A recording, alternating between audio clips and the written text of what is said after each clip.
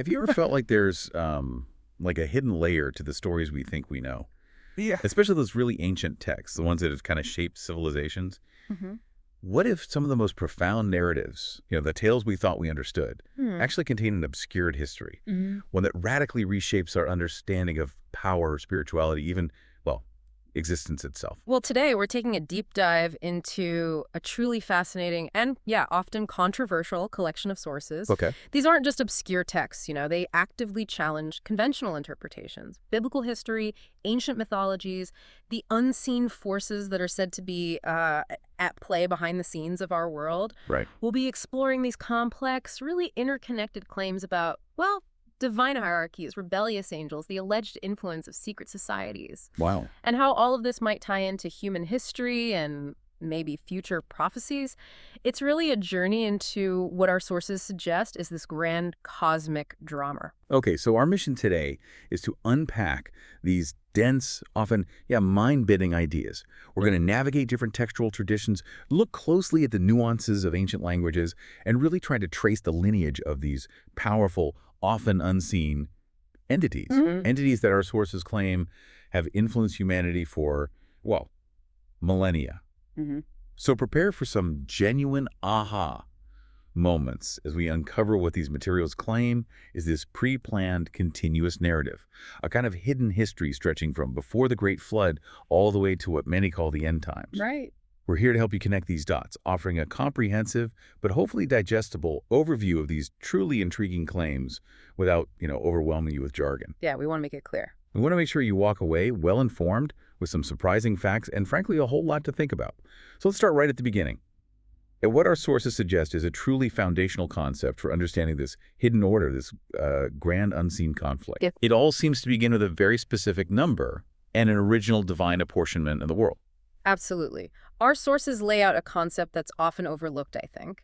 The notion of 70 original nations. 70. Directly linked to Noah's 70 descendants. These are meticulously listed in Genesis chapter 10 and also 1 Chronicles chapter 1. Okay, so it's right there in the text. It's right there. To give you a clearer picture, Shem is said to have contributed 26 descendants to this count, Japheth 14, and Ham 30 at the most.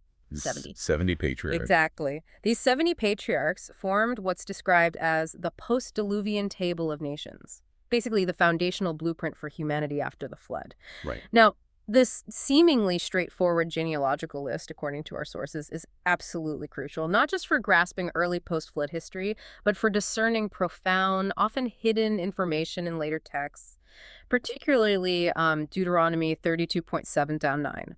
It's truly fascinating how a seemingly, dry list of names can carry such profound, far-reaching implications. So this consistent number 70, it isn't just about human families then, is it? No, not at all. It seems to echo throughout history in a much more significant way. It does, and that's where it gets truly interesting. Our sources argue that this number, 70, is consistently related not only to the 70 sons of Jacob, Who became Israel. who became the nation of Israel, exactly. But controversially, and this is a core claim, it's also linked to 70 gods who govern the earth under Satan's oversight and direction. Wow, okay, that's a huge claim. It's huge. Think about that. It fundamentally shifts the narrative. It's not just the simple dispersion of human peoples anymore. It's a cosmic power struggle, a divine distribution with an underlying unseen governance. Right. The book of Deuteronomy, specifically verses 32.7 to 9, provides crucial context here. It helps explain why God commanded Israel to take the covenant land by force. A command that can seem pretty harsh on the surface. It can, yeah, without this deeper understanding. This land, according to our sources, was reserved for himself and his chosen people from the very beginning. Like a specific designation. Exactly. Intended for his divine purposes, almost as if it was a strategic piece of real estate in a much larger celestial game. Okay, let's unpack this for a moment. So this wasn't just a random act of conquest, then, or simply about human expansion. Yeah. The sources suggest there was a very specific, long-standing cosmic reason for the command to take that land. Yeah. What does that imply about the forces at play in that land? That's precisely the point. The profound implication here is that the Nephilim remnant, The giants. The offspring of fallen angels. Yes, those hybrid offspring of fallen angels and human women, a topic we'll definitely explore more deeply. They knowingly settled in the Promised Land after the flood, Okay, knowingly. specifically to make a strategic stand against God's plan of salvation for humankind. They chose this geographically and spiritually significant area, the Land of the Covenant, where the future nation of Israel was destined to emerge. It's almost like digging in their heels on a crucial battleground. So a preemptive move in a spiritual war. You could say that. This suggests a deeply entrenched strategic conflict over specific geographical areas. It implies that these perceived divine mandates for territorial control have deep, ancient roots that go far beyond simple human conquest. It's not just kings fighting for land. It's not just human kings fighting for land. It's about powerful spiritual entities contending over designated territories, even before humans really understood the full scope of what was at stake. The very land itself was a point of cosmic contention. So the very numerical structure of humanity's early history points to a pre-planned spiritual governance and a specific geographical battleground where these unseen forces operate. This is truly mind-bending stuff. It really is. And this leads us to how a single, seemingly minor phrase in ancient texts can radically alter our understanding of who truly governs the nations and the nature of this unseen order. Right. This brings us to a central textual variation in Deuteronomy 32.8, a verse that, according to our sources, fundamentally reshapes our understanding of cosmic governance. Okay, Deuteronomy 32.8. The verse begins, "When the Most High divided to the nations their inheritance, when he separated the sons of Adam." But what immediately follows is where the crucial discrepancy lies. And it's a big one. What is it? The Masoretic text, which is the foundational Hebrew text for, the King James Version and most modern English Bibles, reads, "according to the number of the children of Israel." Okay, that sounds familiar. Right. Now, for context, the Masoretic text tradition dates from around the 7th to 11th centuries CE. So it's a relatively later compilation, though obviously based on older traditions. But other ancient texts, much older ones, tell a completely different and, frankly, startling story, don't they? Precisely. This is where the detective work of textual criticism becomes so vital. Older Dead Sea Scrolls, ancient manuscripts in Hebrew and Aramaic discovered in the mid-20th century. Which predate the Masoretic text by centuries. By centuries, yes. They translate that same phrase as according to the number of the sons of God. Sons of God. Sons of God. And the Greek Septuagint, an even earlier translation of the Hebrew Bible into Greek, dating back to the 3rd to 2nd centuries BCE. Even older. Even older. It renders it as according to the number of the angels of God. Angels of God. Wow. This isn't a minor detail, it's not a simple semantic difference. This translational difference fundamentally alters the interpretation of divine intent and cosmic governance in a profound way. That's a massive difference. Sons of Israel suggests a divine plan centered purely on one human lineage, a direct covenant with Abraham's descendants. Right. Earthly human focus. But sons of God, or angels of God, implies a very different reality, a division of the earth under the authority of powerful, divine, or angelic beings, which, as you said, aligns remarkably well with the polytheistic pantheons found in ancient Near Eastern cultures. Exactly. Where gods were often assigned to rule over specific nations or territories. The core insight here is that the very earth was initially parceled out to divine beings, not just to humanity. And what's truly fascinating, and where our source proposes an even deeper understanding, it has to do with the name Israel itself. Yes. The suggestion is that the term Yisrael itself, in its original understanding, describes supernatural beings who ruled over antediluvian nations. Before the flood. Before the flood. The compound word Yisrael is said to derive from Sarah, meaning to prevail, to have power as a prince, or to rule, combined with El, which can mean mighty, angel, God, or God Most High. So it's not just God strives or Prince of God. It could also mean ruler reign as God, or sons ruling as God's angels. This isn't just about a name, it's about a cosmic identity tied to governance. So this recontextualizes Israel's mission. They weren't just a chosen human people, but maybe a key player in a cosmic battle against these rebellious angels and their offspring, the Nephilim. That's the implication. Their very name connects them to this unseen order, this ancient conflict over dominion. Indeed. Consider for a moment how such a fundamental textual variation could lead to vastly different theological and historical understandings. It could influence everything from political motivations for conquest to deeply held spiritual beliefs about unseen rulers and even the nature of evil itself. It changes everything. If the earth was initially parceled out to divine or angelic beings who then rebelled, it paints a picture of a profound cosmic drama far beyond simple human history. This dual prophecy, as our source calls it, holds immense significance not only for the ancient past but also for its ramifications in the end times, with Israel playing a pivotal central role in overcoming this oppressive angelic hierarchy. So this single phrase shifts the entire spiritual landscape. Complete. This single phrase, this minute difference in ancient texts, can truly flip our understanding of who really governs the nations and how this cosmic battle began. It makes you wonder what else has been obscured or intentionally misrepresented. And this leads us directly to tracing the origins of the greatest rebel in this hidden hierarchy, the one often called the god of this world. So we've established this hierarchy, this cosmic distribution of power, and this potential rebellion among the sons of God. Now we turn to the enigma of Satan's identity, specifically his former name and original incredibly high position within God's creation. Okay. Our sources delve into Ezekiel 28, verses 14 to 15, which describes him as the anointed cherub that covereth. Yeah, anointed cherub. Imagine this. This being was described as perfect in his ways until iniquity was found in him. He was depicted as upon the holy mountain of God, and even walked up and down in the midst of the stones of fire. Stones of fire. What's that even mean? It sounds incredibly close to the divine presence. It speaks to a unique, intimate proximity to the divine. This wasn't just imagery. These details point to a very high status. The anointed cherub that covereth. That sounds like an incredibly prestigious and unique position, almost like a guardian or overseer of something immensely sacred. What does that anointed title Mimshak really imply about his original role? It implies a far more prestigious and expanded role compared to other cherubim or, well, any other angel, really.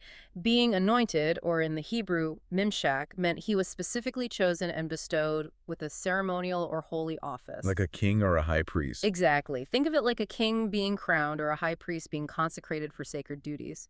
For this being, it signified an unparalleled, expanded role, placing him in a position of authority and special function, perhaps even overseeing God's very throne or a significant portion of the heavens, hence the term covering cherub. Wow. Our sources detail his magnificent adornment, too, from Ezekiel 28.13. He was covered with every precious stone, sardius, topaz, diamond, beryl, onyx, jasper, sapphire, emerald, carbuncle, all set in gold. This was no ordinary angel. Not at all. His former Hebrew name or title was Halal. Halal. Halal, a word translated in the King James Version as Lucifer. Halal itself means shining one, morning star, or light bearer. And the L suffix, like we see in names like Michael or Gabriel, often signifies an angelic name, reinforcing his angelic origin. So he was a being of immense beauty, high rank, and sacred office. What does the meaning of Halal tell us about his character, both before his fall and maybe even after it? Well, this source explains that Halal partly derives from halal, a Hebrew word with a fascinating dual meaning. Okay. It can mean to shine, to boast, to be praiseworthy, but also, paradoxically, to act like a madman or to rage. Wow, that's quite a contrast. It is. And this duality, our sources suggest, perfectly captures both Satan's glorious, light-filled pre-fall state and his post-fall arrogance. The madness of his rebellion when he boasted he would raise his throne above the stars of God to be like the Most High. All right, the I will ascend passage. Exactly. His spectacular fall is vividly described by Jesus himself in Luke 10.18, where he says, he saw Satan as lightning fall from heaven. Powerful imagery. Very. This imagery also correlates with the powerful red dragon allegory in Revelation 12.3-4, symbolizing his destructive nature and his attempt to drag a third of the stars or angels down with him. The idea of a covering cherub further implies he held a protective, possibly the highest angelic rank, overseeing perhaps even God's throne or a portion of the heavens, a position he then corrupted. The thought of such a high-ranking, incredibly beautiful and powerful being falling so spectacularly is, truly mind-bending. And it raises the question of what profound iniquity could cause such a catastrophic descent. The implications of a god of this world who was once so close to the divine, so full of light, are immense. And this brings us to another curious point, one our sources claim isn't just curious, but a deliberate obfuscation. Ah, yes. The translation choices that have perhaps further obscured his true identity and even the very concept of eternal punishment. This leads us to what our sources identify as a significant problem, the term Lucifer itself, and the conflation of different concepts into the single English word hell. Okay, Lucifer first. The source is very clear that Lucifer is an Italian word, derived from Latin, actually. It's a later insertion by the King James Version translators for the original Hebrew Halal in Isaiah 14.12. So it's not the original word. It's not the original word. It's a Latinized term that then made its way into English. Prior to the KJV, the pre-Christian Greek Septuagint, an ancient translation used widely before Jesus' time, substituted Hiosferos, meaning dawn-bearer, for Halal, which is a more direct translation of the Hebrew meaning. Dawn-bearer. Okay, so the word Lucifer has a questionable origin in the English Bible, and it seems, according to our sources, to have been leveraged for a very specific and maybe deceptive agenda. Exactly. Our source argues that Gnostics, a group known for their dualistic and often, let's say, esoteric interpretations of Scripture, later seized upon Hiosferos, the dawn-bearer, to, quote, slur Jesus and honor Satan. They deliberately associated Venus, the morning star, with Satan, thereby attempting to usurp Jesus' own rightful title as the bright and morning star from Revelation 22.16. Ah, I see. Twisting the symbolism. Precisely. This, the source insists, is why Lucifer ought never to have appeared in English translations. They prefer a more direct rendering like Halal, son of the morning dawn, or Lightbringer, which more accurately reflects the original Hebrew and its context in Isaiah 14, where it refers to the king of Babylon's fall, used metaphorically. Right, it's primarily about a human king in that passage. Primarily, yes. This alleged obfuscation by translators, particularly the KJV, is presented as potentially a diabolical deception designed by polytheist forces to transform Satan back into an angel of light. That's a strong accusation against the translators. It is. It's seen as part of a deeper Gnostic interpretive approach to subtly prepare Christians for falling away from truth in the end times by blurring the lines between good and evil, light and darkness. The KJV preface itself mentions differences of readings, acknowledging variations, but our source points to these specific choices as potentially deliberate, not accidental. And it's not just Lucifer. The sources point to a similar, equally significant issue with the word hell, which has profound implications for how people understand the afterlife and divine judgment. Correct. The King James Version, in a move our sources critique as highly misleading, conflated 4 distinct and very different concepts into the single English term, hell. 4 concepts into one word. Okay, what are they? First, there's Sheol, that's the Hebrew underworld, often just seen as the realm of the dead, a place where all souls went initially, not necessarily a place of punishment per se. Okay, the abode of the dead. Right. Second, Hades. That's the Greek equivalent, the cognate for Sheol in the New Testament, again, often referring to the general abode of the dead. Similar concept. Third, Gehenna. This is different. It's a specific valley outside Jerusalem, historically used for child sacrifice, which later became a city dump where refuse was burned. So it became a powerful metaphor for specific fiery judgment. Like a place of destruction. Yes, but not necessarily an eternal universal destination for all the wicked in the same way as the fourth concept, the lake of fire. This is depicted specifically in Revelation as the final eternal punishment for Satan, fallen angels, demons, and the unrepentant unrighteous. It's the ultimate end. So Sheol, Hades as the temporary holding place, Gehenna as fiery judgment destruction, and the lake of fire as final eternal punishment. Exactly. Each had distinct purposes and meanings. By lumping them all into hell, our sources argue, a great deal of theological and eschatological clarity was lost. And this could serve a hidden agenda. The argument is that it could, potentially serving to obscure the true nature of Satan, divine justice, and the different phases or types of judgment described in Scripture. This alleged manipulation of language, maybe going beyond mere translation error, implies a deliberate, centuries-long agenda.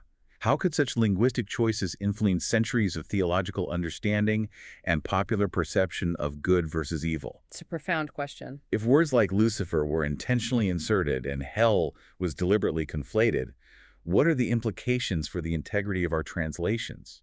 And what about these hidden agendas of secret societies that might have influenced them? It really makes you wonder about the very structure of the spiritual forces at play, both loyal and rebellious.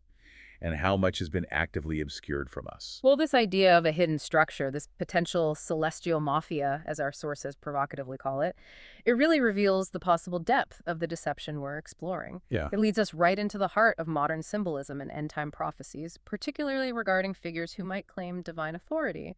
But before we delve into the counterfeit, maybe let's first clarify God's authentic heavenly host. Good idea. What do the sources say about the loyal angels? Our sources describe angels as an innumerable company, a vast multitude.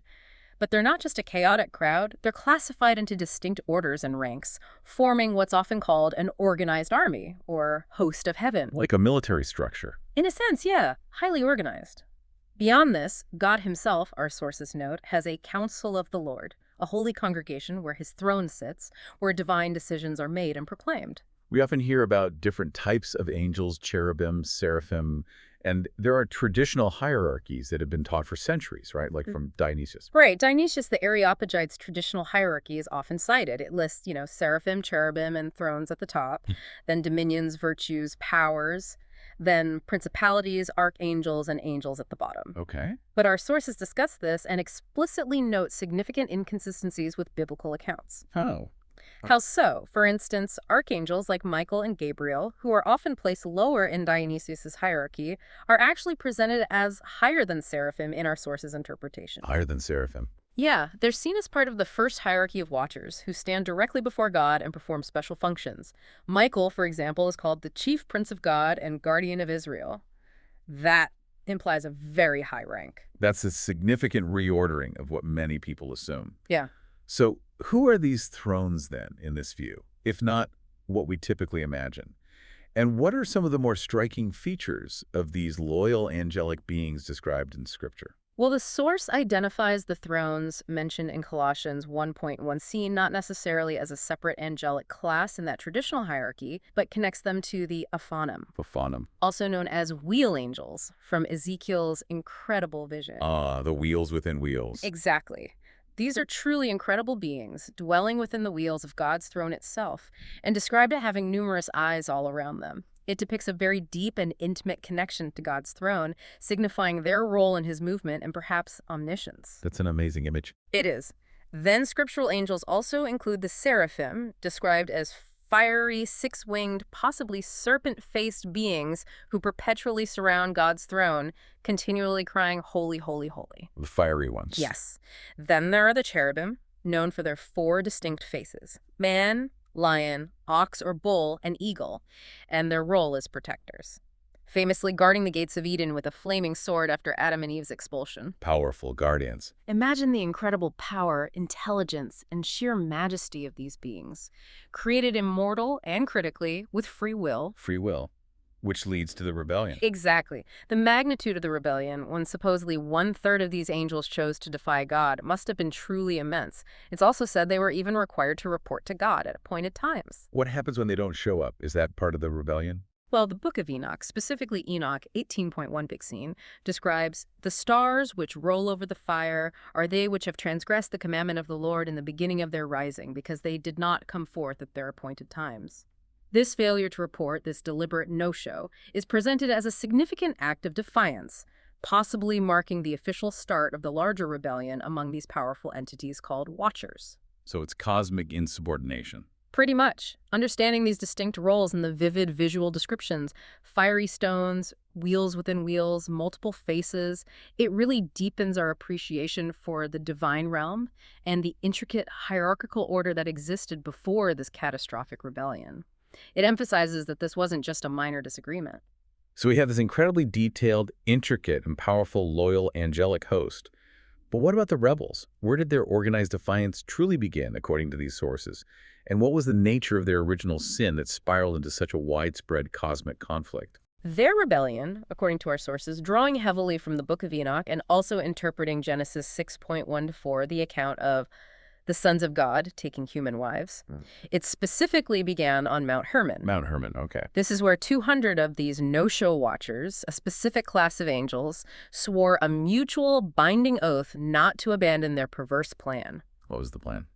Their plan was to descend, take human wives and create giants, the Nephilim, with these human females, thereby corrupting the human lineage. Corrupting humanity at the source. Yes, this pivotal moment, this oath, gave the summit its name, Mount Hermon, which our sources say means accursed oath or devotion in a negative sense, like dedicating oneself to destruction. So the name itself reflects the event. It reflects the event. This was not a casual agreement. It was a deeply binding, solemn, ecclesiastical curse of denunciation called Herem anathema.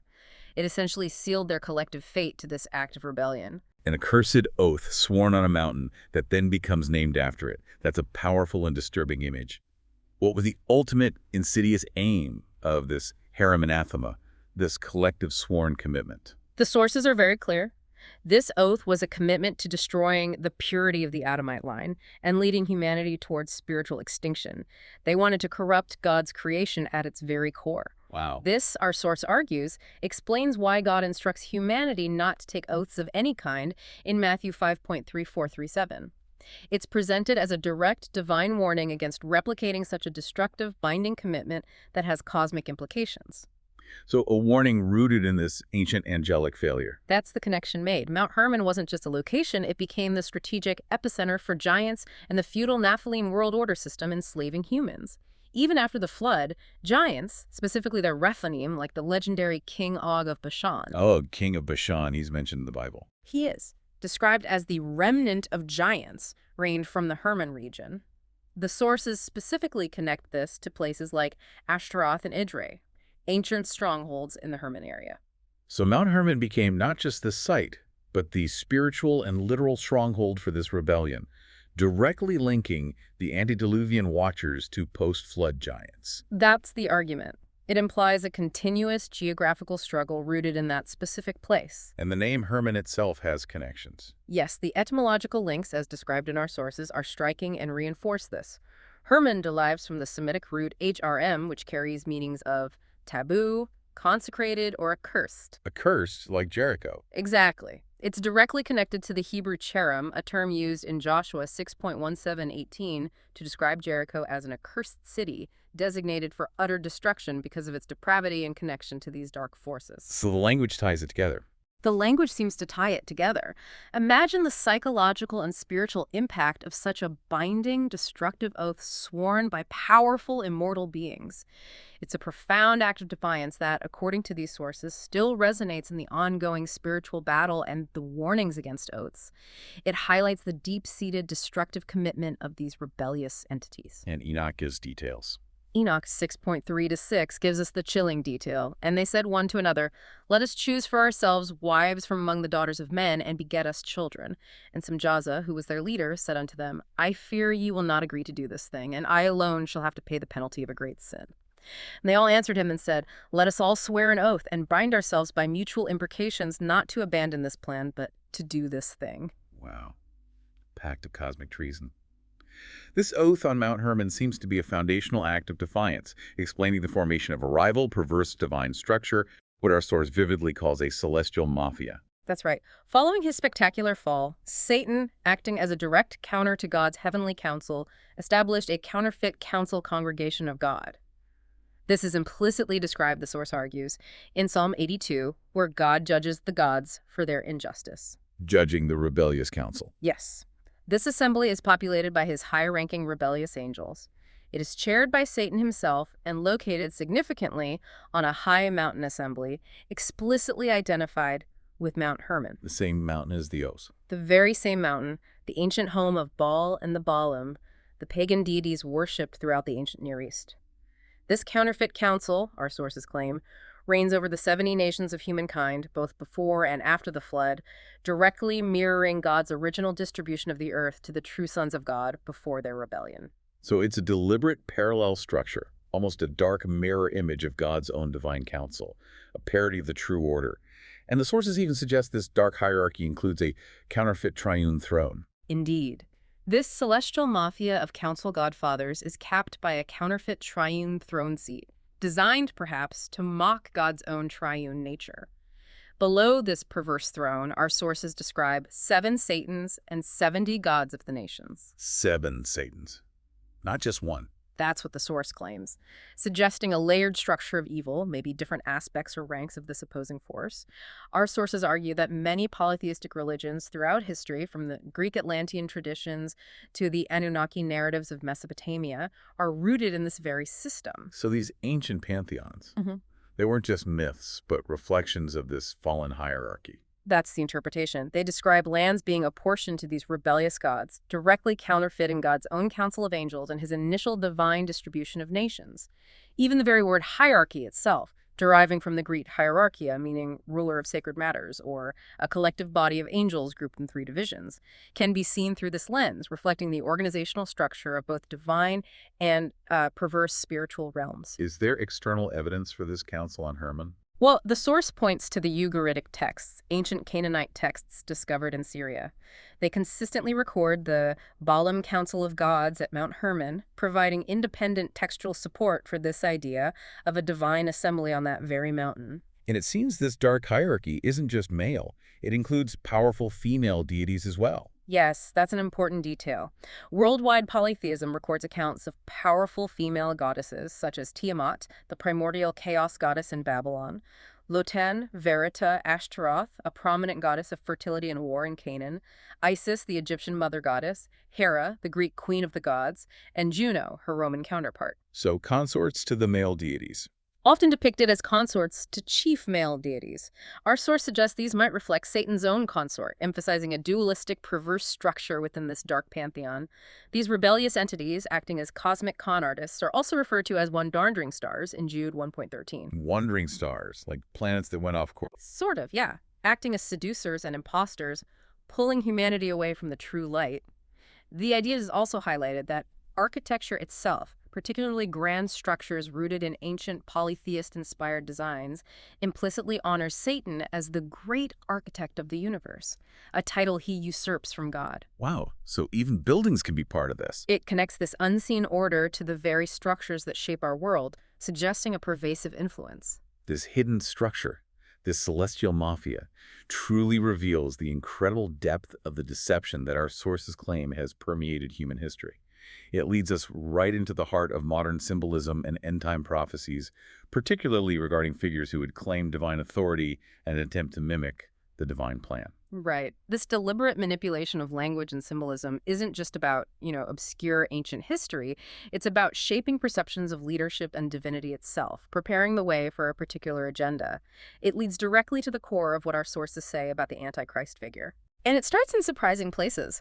Consider a seemingly innocuous creature from mythology, one we all know, the unicorn. Unicorn. Okay, how does that fit in? Our sources argue, quite controversially, that the King James Version's unicorn is actually a significant mistranslation. A mistranslation. Well, of the Hebrew word rem, which actually refers to a wild bull or the now extinct aurochs, a powerful real animal. An aurochs. Yeah. Okay, that's very different from a unicorn. Very different. The Greek Septuagint, in its translation centuries before the KJV, rendered rem as monokeros, meaning one horn. Monokeros, one horn. Right, which then, over time, was interpreted as the mythical unicorn we envision today, this creature of pure fantasy. So a powerful, formidable wild ox got transformed into a fantastical, magical creature of purity. Why is this considered such a big deal, more than just a simple translation error? What's the hidden agenda here, according to the sources? Well, our source alleges this wasn't an accidental error, but an inexplicable insertion, or maybe an act of hubris by translators, particularly under King James I. King James himself. Yes. They argue that King James, described in the source as a royal mason initiated into the mysteries of secret societies, publicly promoted his heraldic history through the KJV and his own coat of arms. These features. A lion and a unicorn, famously. This, our source posits, ties directly into secret societies like Rosicrucianism and Freemasonry, Okay.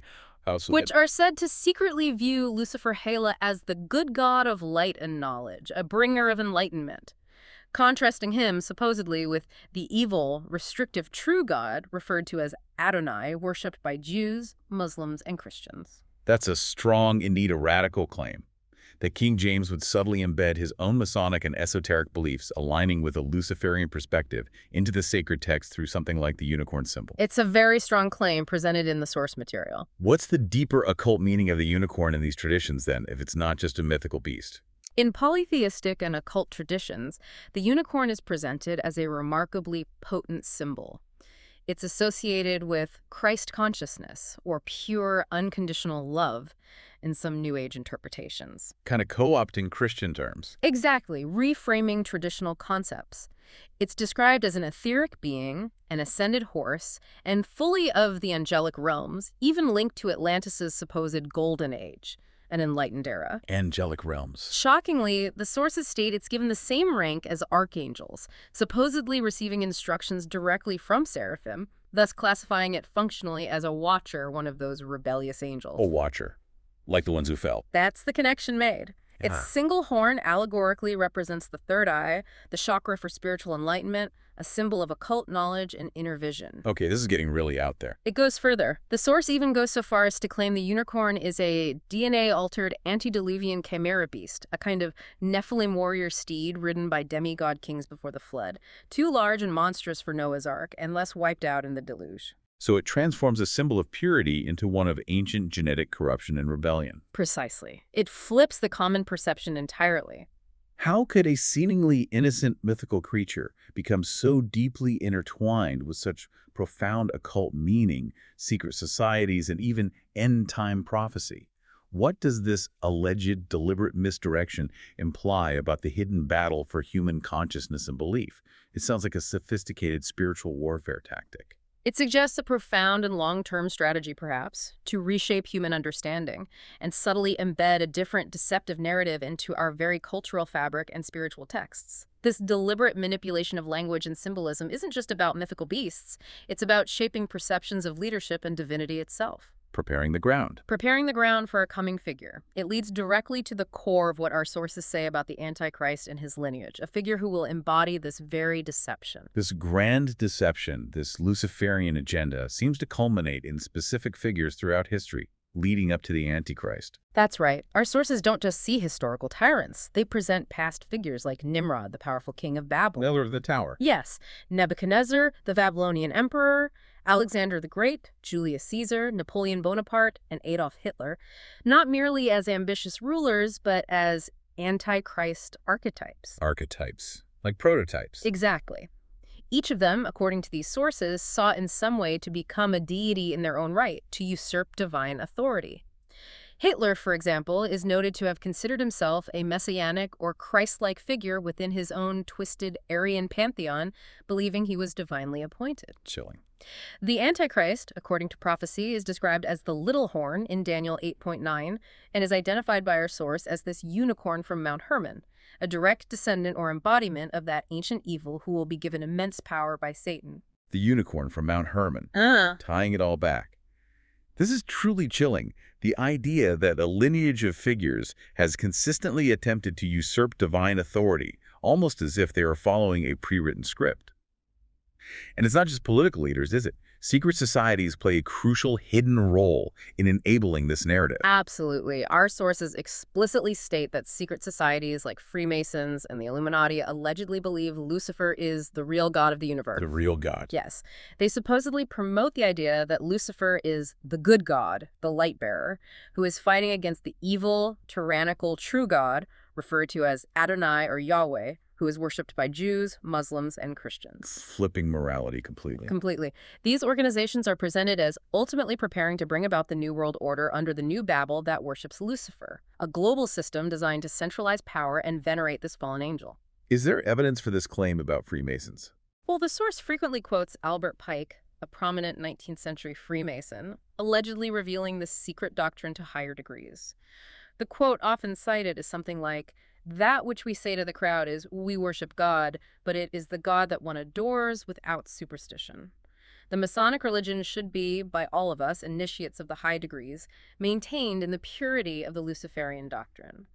Now, the authenticity and context of such quotes are debated, but this is what the source material asserts as evidence for this hidden belief. So this Luciferian doctrine flips everything on its head, painting light as darkness and darkness as light, presenting evil as enlightenment. It's a profound deception. Precisely. This doctrine promotes the idea that Lucifer masquerades as an angel of light, symbolizing intelligence, information, and truth, while the true God and his followers are depicted as representing ignorance, darkness, and oppression. And the Antichrist figure will use this. The Antichrist, our sources claim, will adopt this very deceptive strategy. He is prophesied to claim a Melchizedek-like priest pedigree, presenting himself as a divine king-priest. Like the figure who met Abraham. Exactly. He will also claim counterfeit bloodlines traced back to King David, Saul, and even Jesus, attempting to present himself as the ultimate messianic figure, the rightful heir to the throne of David and the world. Wow. The ultimate imposter. His ultimate act of hubris, the sources note, will be declaring himself God in the rebuilt Jerusalem temple, an event notoriously known as the abomination that causes desolation, signifying the ultimate spiritual desecration. And Nebuchadnezzar is a parallel.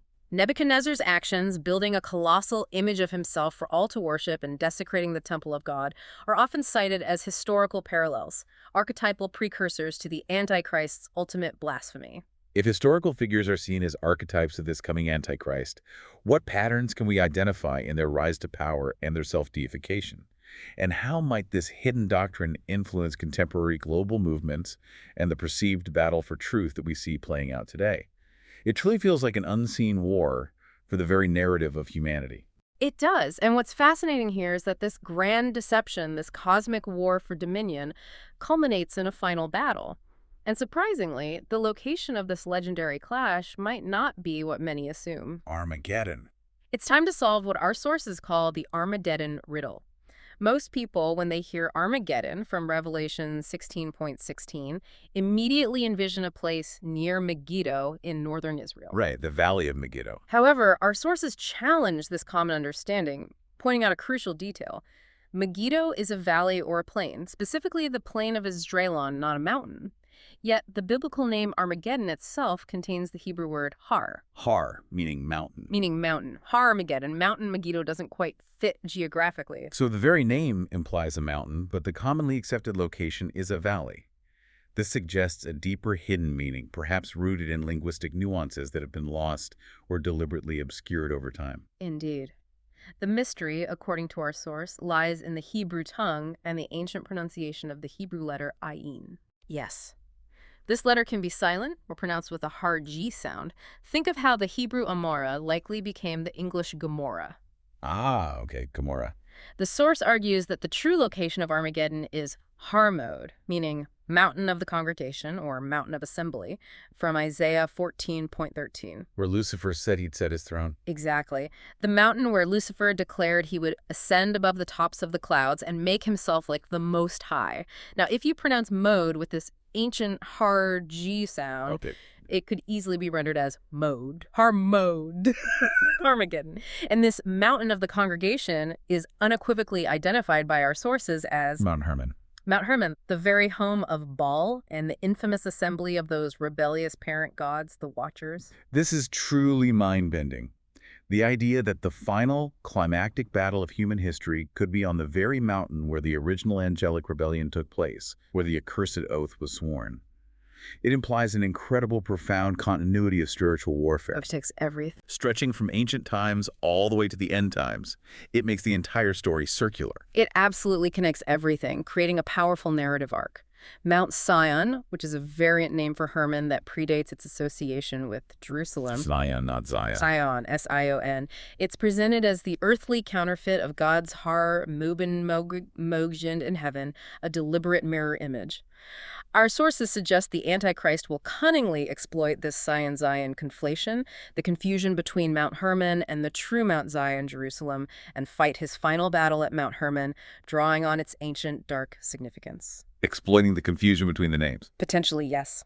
Adding to this historical depth, at the foot of Mount Hermon lies Gilgal-Rephaim. Gilgal-Rephaim, Wheel of the Giants. Exactly. This massive megalithic monument, dating back to what our sources call antediluvian times, before the flood, was a cultic purpose site of circles of stone. It consists of 42,000 basalt stones arranged in concentric circles, forming a colossal astronomical observatory and likely a site of ancient worship connected to the giants. Okay, an ancient giant site near Hermon. And there's a startling connection between this ancient site where giants were supposedly worshipped and the place of Jesus' crucifixion. That seems like an almost impossible leap. It's a fascinating linguistic and conceptual link that our sources highlight. The Hebrew word Gulgaleth, meaning skull, from which Golgotha, the place of Jesus' crucifixion, is derived. The place of the skull. Right. It is directly connected etymologically to Gilgalon. This suggests an intriguing, perhaps chilling, association between the site of ancient giant worship, the elongated skulls often attributed to the Nephilim Rephaim in some non-canonical traditions. Right, that controversial topic. Yes. And a prophetic battleground.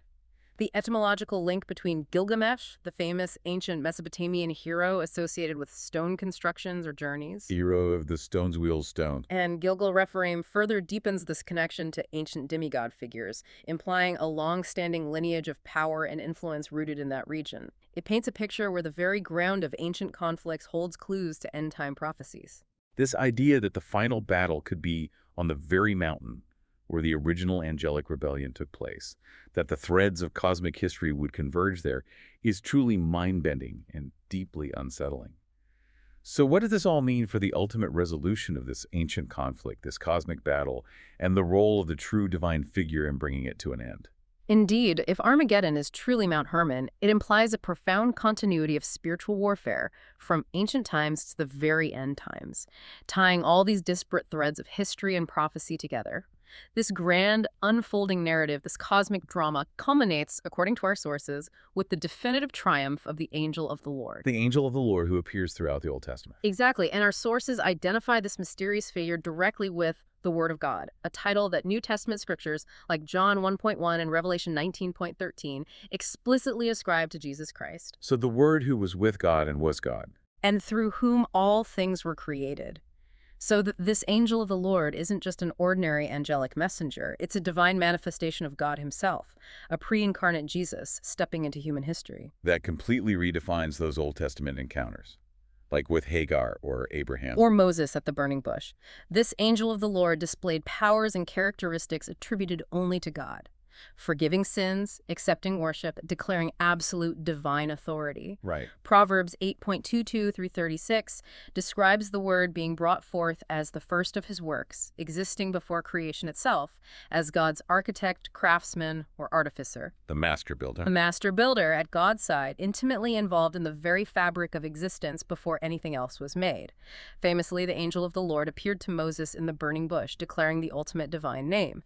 I am that I am, in Exodus 3.2, 3:14, directly identifying with the divine eternal God. These weren't mere angelic visitations, they were divine encounters. That's the perspective. And this divine architect also directly intervened in critical junctures of human history, like the dispersion at Babel.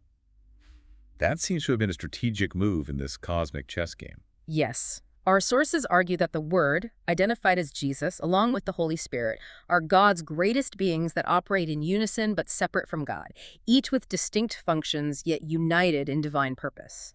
The Old Testament's Lord God, or Jehovah Elohim, is precisely equated with the New Testament's Word of God, or Logos. Jehovah Elohim is the word. That's the equation made. This word intervened at Babel, scattering humanity and confusing their languages. A direct response, the source argues, to Nimrod's consolidation of power under what they call the Nephilim world order. Nimrod, again, the archetype. Nimrod, a key Antichrist archetype, had, according to this view, converted the Noahites back to Enochian mysticism or the ways of the Watchers.